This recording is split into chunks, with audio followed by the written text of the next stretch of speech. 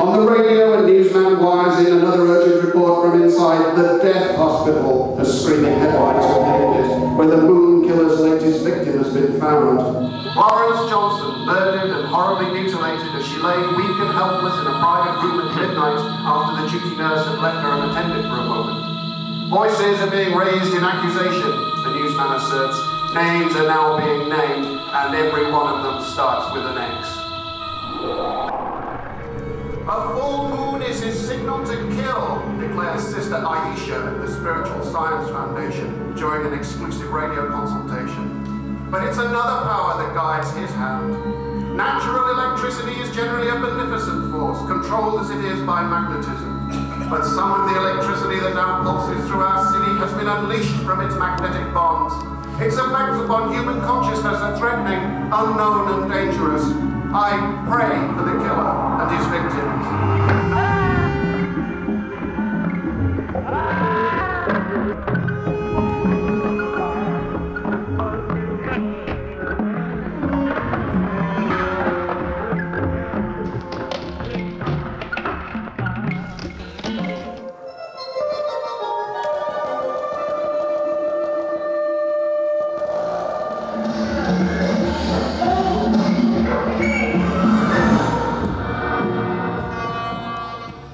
In the Central Laboratory, final preparations for the reconstruction of the moon killer's appalling crimes are being made.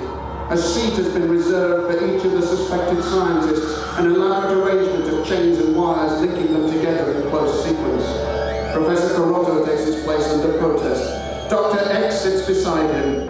A third scientist, who for the purposes of this investigation will remain nameless, settles into the remaining seat.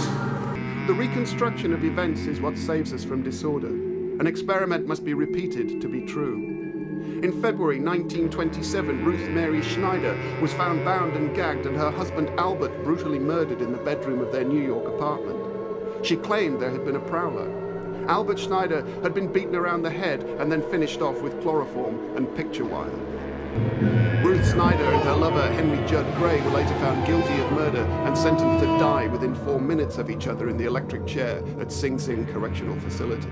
A newsman obtained a photograph of Ruth Snyder at the moment of death with a special camera strapped to his ankle.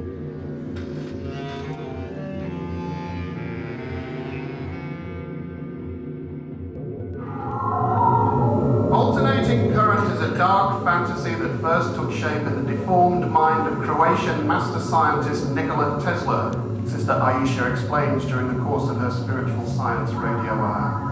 The idea came to him while he was staring intently at the setting sun over a little park in Budapest.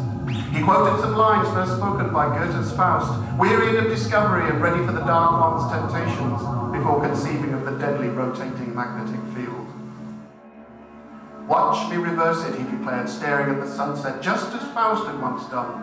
And so the world was plunged into the shadow of everlasting light.